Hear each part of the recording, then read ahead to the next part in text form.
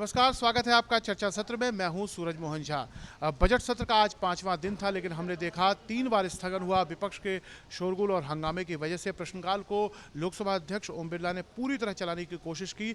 3 सवाल हमने देखे आज प्रश्नकाल में लिए भी गए, लेकिन विपक्ष के हंगामे की वजह से वो नहीं चल सका। लोकसभा अध्यक्ष ने बार बार विपक्षी सांसदों से अपील की थी कि प्रश्नकाल को चलने दिया जाए और वो जो भी मुद्दा उठाना चाहते हैं, सवाल पूछना चाहते हैं, उसकी अनुमति उनको मिलेगी। उसके बावजूद हमने देखा प्रश्नकाल नहीं चल सका। उस प्रश्नकाल को स्थगित करके फिर 6 बजे तक जब दोबारा सदन बैठा और हमने देखा पेपर लेड हुआ और एक महत्वपूर्ण विधेयक को पूरा स्थापित किया गया और विपक्ष के हंगामे की वजह से फिर सदन को स्थगित करना पड़ा। और इस बार 7 बजे जब सदन बैठा, बार बार सभापति राजेंद्र अग्रवाल ने कोशिश की कि सदन को चलाया जाए। राष्ट्रपति अभिभाषण के धन्यवाद प्रस्ताव पर चर्चा को शुरू किया जाए। विपक्ष को उन्होंने आग्रह भी किया, आप जिन मुद्दों को उठाना चाहते हैं वो इस चर्चा में आप उठा सकते हैं, लेकिन उनकी बात को नहीं सुना गया और शोरगुल जारी रहा। तो सदन की कार्रवाई 8:30 बजे तक के लिए स्थगित कर दी गई। अब चर्चा सत्र में हमारे साथ बातचीत करने के लिए अब तक सदन में सब जो कुछ घटा है उसके लिए मौजूद है भारतीय जनता पार्टी के वरिष्ठ सांसद जगदम्बिका पाल जी। सर, स्वागत है आपका लोकसभा टेलीविजन में।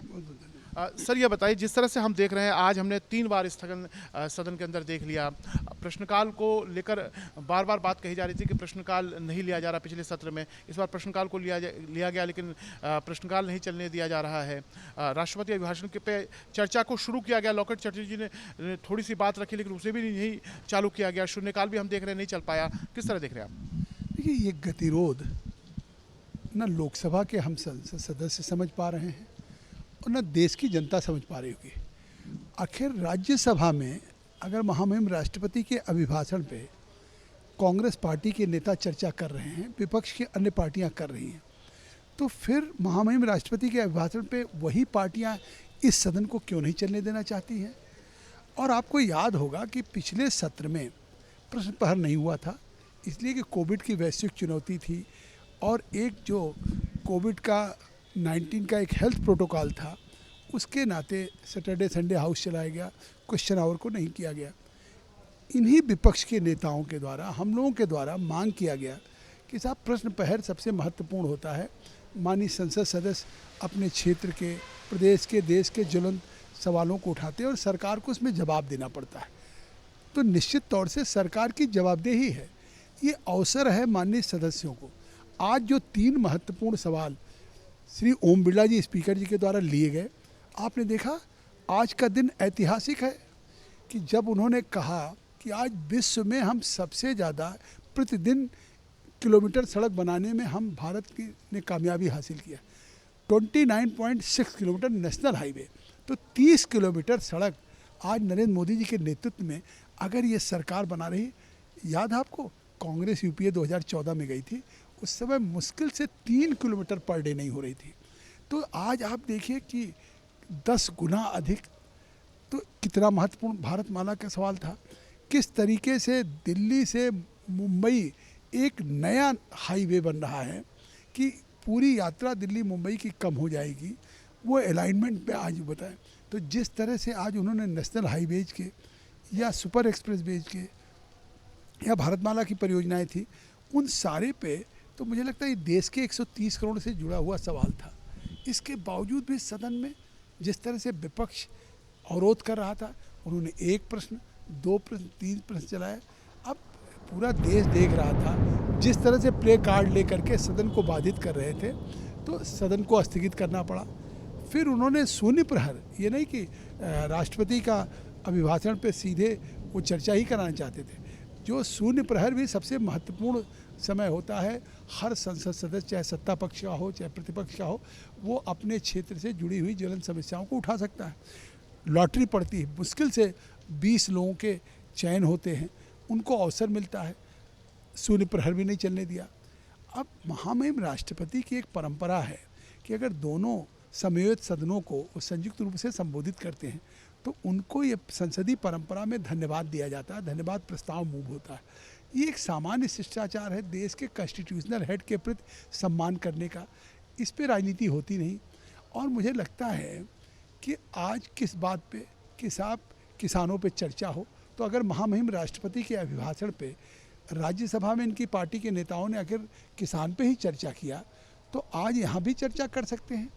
फिर ये कि हम राष्ट्रपति के अभिभाषण पे चर्चा नहीं करेंगे और सदन भी नहीं चलने देंगे। तो इसके पीछे कारण क्या देखते हैं आप कि उच्च सदन राज्यसभा में हम 2 दिन से देख रहे हैं एक अच्छी सार्थक चर्चा चल रही है राष्ट्रपति अभिभाषण के धन्यवाद प्रस्ताव पर, और वही लोकसभा में हम देख रहे हैं कांग्रेस दल जो है उसका हंगामा कर रही है। कल संसदीय कार्य मंत्री ने कहा भी कि जब लोकसभा अध्यक्ष और संसदीय कार्य मंत्री विपक्षी दलों के नेताओं से मिले थे तो कुछ एग्रीमेंट हुआ था जिसमें सदन को चलाने और राष्ट्रपति अभिभाषण पर चर्चा की बात कही गई थी। तो लोकसभा में ऐसा क्या हुआ है?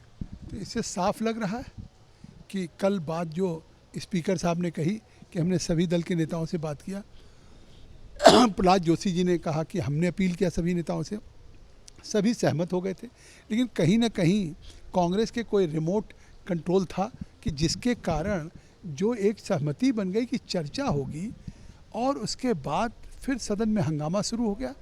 तो अगर अब सदन के नेता कांग्रेस के तैयार थे और उसके बावजूद फिर हंगामा हुआ, तो इसका जवाब तो राहुल गांधी को देना पड़ेगा कि क्या उनको संसदीय परंपराओं में विश्वास है कि नहीं है। आखिर उनको सदन में रहना चाहिए। सदन किस लिए है? सदन चर्चा के लिए है, और जब चर्चा होती है तो आप जो बात आप बाहर कह रहे हैं, जो बात आप उठाना चाहते हैं, सरकार विपक्ष तो छोड़िए, हमारी सरकार ने कहा, आपको याद होगा कि प्रधानमंत्री ने बातें कही कि एमएसपी जारी रहेगी। अब उसके बाद वित्त मंत्री निर्मला सीतारमण जी ने कहा कि एमएसपी नहीं, पहली बार किसी सरकार के वित्त मंत्री ने कहा कि हमने डॉक्टर स्वामीनाथन की रिपोर्ट पे उत्पादन के उपज का 1.5 गुना हमने खरीद किया। गेहूं में हमने 75,000 करोड़ रुपया किसानों को देश के दिया। अभी ऑनगोइंग धान की खरीद चल रही, तब भी 1,72,000 करोड़ किसानों के खाते में धान की खरीद जा चुकी। तो एमएसपी जारी है। मंडियां हमारी 1,000 मंडियां the electronic national agriculture market से मोदी जी की सरकार में जुड़ गई कि किसान अब चाहे तो अपनी पास की मंडी में या वन नेशन वन मार्केट में देश में कहीं अपने उपज को जहां सर्वाधिक मूल्य मिल रहा हो वहां वो बेच सकता है। कॉन्ट्रैक्ट फार्मिंग में साफ कर दिया कि हम क्रॉप का एग्रीमेंट करेंगे, उसके लिए मजिस्ट्रेट नियुक्त कर दिया। कोई ज़मीन का स्वामित्व किसान का ही रहेगा। तो ये चीज़ें स्पष्ट हो गई। इसके बावजूद भी हमारी सरकार ने कहा, नरेंद्र सिंह तोमर जी ने जब किसानों के संगठनों के साथ बैठक हुई, पीयूष गोयल जी ने कहा कि अगर कोई ऐसे प्राविधान हैं जो किसानों के हितों के प्रतिकूल होगा, हमारी सरकार संशोधन करने के लिए तैयार है। तो जब इस विधेयक पे अगर विपक्ष इस सदन में स्कोर करना चाहता है तो वो बताए कि किसानों के प्रतिकूल या किसानों के हितों पे ऐसा क्या है, अगर उसको बता ले जाएगा, कन्विंस कर लेगा, तो हमारी सरकार संशोधन करने के लिए तैयार है।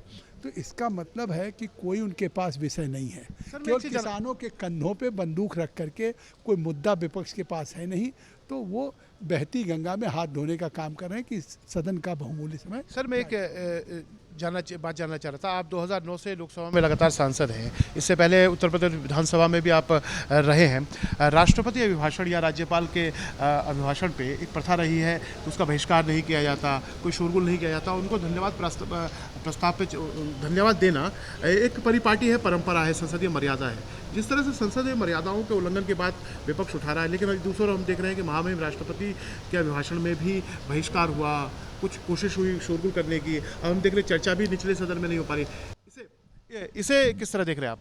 इससे मैं आपकी बात में एक महत्वपूर्ण बात जोड़ दूं कि छोटी छोटी बातों में कहा जाता है सदन में विपक्ष है कि प्रधानमंत्री आके जवाब दें, प्रधानमंत्री आके जवाब दें, गृहमंत्री आके जवाब दें। इसमें तो विपक्ष जो भी मुद्दे उठाएगा, किसान का मुद्दा होगा, देश के अन्य मुद्दे होंगे, उस पर प्रधानमंत्री ही जवाब देंगे। तो देश का इस सदन का जो नेतृत्व, मतलब प्रधानमंत्री श्री मोदी जी अगर विपक्ष के उठाए गए सवालों का जवाब देंगे तो यही तो पार्लियामेंट्री डेमोक्रेसी है। तो उस अवसर को भी खोना चाहते हैं। जब ये बोलेंगे ही नहीं, जब अपनी बात उठाएंगे नहीं, तो इससे किसान के हितैषी तो हुए नहीं। अगर उनके पास किसानों के हित के लिए कोई बात कहने के लिए है तो उनको कहना चाहिए, और उसको अगर कहेंगे तो निश्चित तौर से प्रधानमंत्री को तो कल ही जवाब देना था। आपने जो बहुमूल्य 5-5 घंटे का समय था, जो राष्ट्रपति महामहिम राष्ट्रपति के अभिभाषण के लिए था, 10 घंटे वॉश आउट हुआ। देश की जनता जानती है कि इसका एक एक मिनट कितना खर्च है, जनता के एक्सचेकर पे बोझ पड़ता है। और आज वो 10 घंटे जो वॉश आउट हुआ है, जिस पे महत्वपूर्ण चर्चा होती और इसका जवाब प्रधानमंत्री जी के द्वारा आता, तो ये देश के इस वॉश आउट या इस समय को जो बाधित किया है, पूरे देश की जनता इस विपक्ष को गुनहगार मानेगी। चलिए सर, आपने लोकसभा टेलीविजन से बात की, धन्यवाद आपका। Thank you. तो अभी हमारे साथ भारतीय जनता पार्टी के वरिष्ठ सांसद जगदम्बिका पाल जी थे। उन्होंने बताया कि सदन में चर्चा ही एक माध्यम होता है जिसे किसी बात को आगे बढ़ाया जाता है। गतिरोध जब राज्यसभा में राष्ट्रपति अभिभाषण पर चर्चा चल सकती है, तो फिर निचले सदन लोकसभा में ऐसी क्या दिक्कत है जो प्रमुख विपक्षी पार्टी कांग्रेस उसको लेकर हंगामा कर रहे हैं। इसी चर्चा को हम आगे बढ़ाते हैं। हमारे साथ मध्य प्रदेश के इंदौर से सांसद शंकर लालवानी जी हैं। सर, आपसे मैं भी जानना चाहूँगा, जिस तरह से आज बजट सत्र का 5वां दिन था और हम देख रहे हैं एक तरह से विपक्ष के शोरगुल और हंगामे की भीड़ चढ़ गया, प्रश्नकाल भी न शून्यकाल हो पाया। अब माननीय राष्ट्रपति जी के अभिभाषण के धन्यवाद प्रस्ताव पर भी चर्चा नहीं हो सकी। आप क्या कहना चाहेंगे? बहुत दुखद है। माननीय राष्ट्रपति जी के अभिभाषण पर धन्यवाद जो प्रस्ताव है, ये संसदीय परंपराओं का बहुत महत्वपूर्ण अंग है और हम सबको उसका सम्मान करना चाहिए। मुझे लगता है विपक्ष जो कर रहा है वो निंदनीय है। पूरा देश देख रहा है कि महामहिम राष्ट्रपति जी के अभिभाषण को जिस प्रकार उन्होंने धन्यवाद प्रस्ताव को चलने नहीं दिया, और उस प्रस्ताव में, धन्यवाद प्रस्ताव में तो पक्ष विपक्ष दोनों अपनी बात रखते हैं। अगर विपक्ष को कुछ अपनी बात रखना है तो भरपूर मौका उसमें मिलता है, अपनी बात कहें, वो सत्ता पक्ष उसका जवाब देगा, पर वो सदन को चलाना ही नहीं चाहते हैं। ये बहुत ही घोर निंदनीय है कि देश की सबसे बड़ी पंचायत, जहाँ देश के निर्णय होते हैं, वहाँ पर इस प्रकार का शोरगुल करके, और मुझे लगता है शोरगुल करने के लिए या आंदोलन करने के लिए बहुत सारे प्लेटफॉर्म हैं। सदन के बाहर वो अपनी बात कह सकते हैं, जैसा वो चाहें वैसा कर सकते हैं, लेकिन कम से कम सदन में जनता ने उनको चुना है, तो जहाँ जनता ने उनको चुना है तो सदन में उनको अपनी बात दमदारी से रखना चाहिए। पर मुझे लगता है उनके पास विषय नहीं है, और विषय न होने के कारण विरोध के लिए विरोध कर रहे हैं और सदन नहीं चलने दे रहे हैं। एक सर, मैं व्यक्तिगत एक सांसद के तौर पे आपसे सवाल पूछना चाह रहा था कि प्रश्नकाल में सांसद दलगत राजनीति से ऊपर उठकर सीधा मंत्रालयों से सवाल करता है। कोई भी विषय पर उसकी जानकारी लेनी होती है तो सीधा सप्लीमेंट्री अनुपूरक प्रश्न जो लोकसभा अध्यक्ष की अनुमति से आप पूछ पाते हैं।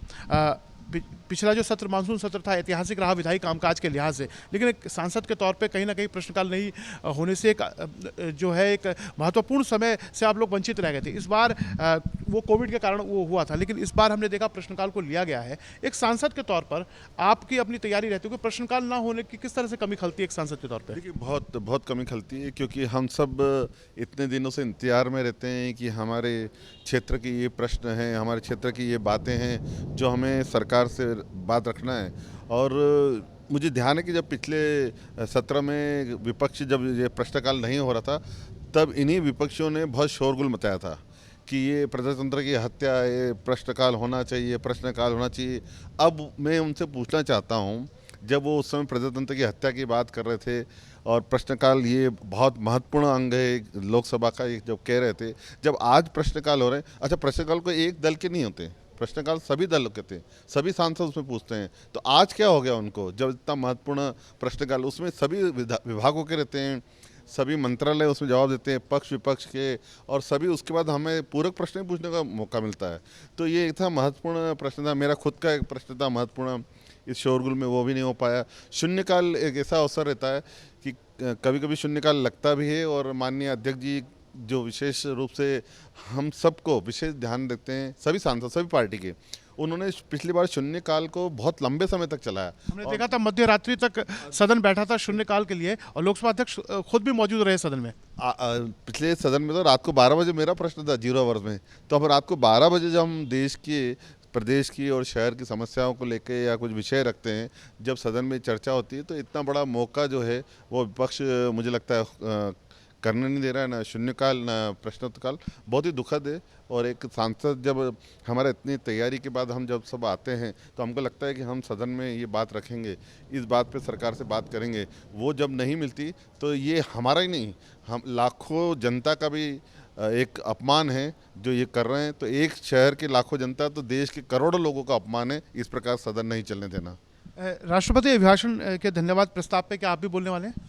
ये सदन हमारे जो चीफ व्हिप है वो तय करते हैं, पर मुझे लगता है जिस प्रकार से इन्होंने इतने दिन सदन चलने नहीं दिया, अब मुझे लगता है जल्दी से प्रमुख लोग इसमें बोल पाएंगे, ऐसा संभावना लगती है। तो आपको लगता है कि अब जिस तरह से उच्च सदन में हम देख रहे हैं 2 दिन से राष्ट्रपति अभिभाषण के धन्यवाद प्रस्ताव पे एक अच्छी सार्थक चर्चा चल रही है, तो निचले सदन लोकसभा में भी हम ये अब चर्चा को प्रारंभ होते हुए देख सकते हैं? देखिए, हम पूरी कोशिश में संभावना व्यक्त की जा रही है, होना चाहिए, क्योंकि जिस प्रकार सदन के हमारे पार्टी के जो नेता हैं, सदन में जो हमारे दल के नेता हैं, हमारे मंत्री हैं, वो कई बार बोल चुके हैं। यहाँ तक कि सभापति जो सभापति हैं वो हैं, लोकसभा अध्यक्ष हैं वो ये कई बार बोल चुके हैं कि आपको अपनी बात रखने का पूरा मौका दिया जाएगा, आप अपनी बात रखें। मुझे लगता है वो चर्चा से भाग रहे हैं, उनके पास मुद्दे नहीं हैं, बेमुद्दे के हैं और बिना वजह इस प्रकार का व्यवधान पैदा कर रहे हैं, जो कि बहुत निंदनीय है। चलिए सर, आपने हमसे बात की उसके लिए बहुत बहुत शुक्रिया। धन्यवाद। तो अभी हमारे साथ थे मध्य प्रदेश के इंदौर से सांसद शंकर लालवानी जी। इन्होंने बताया कि सदन में चर्चा की जा सकती है और ये गतिरोध रुकना चाहिए, क्योंकि एक सांसद के तौर पर वो भी प्रश्न पूछना चाहते हैं और शून्यकाल में अपने संसदीय क्षेत्र के जनहित के मुद्दों को उठाना चाहते हैं। तो सदन चले तो एक सार्थक चर्चा हो सकती है। हमने देखा लोकसभा अध्यक्ष ओम बिरला, संसदीय कार्य मंत्री प्रहलाद जोशी से लेकर तमाम कोशिश की जा रही है कि ये गतिरोध मिटे, विपक्ष के दल के नेताओं को मनाने की कोशिश चल रही है। तो हम उम्मीद कर सकते हैं कि जब 8:30 बजे सदन दोबारा बैठेगा तो एक सार्थक चर्चा हम देख सकते हैं।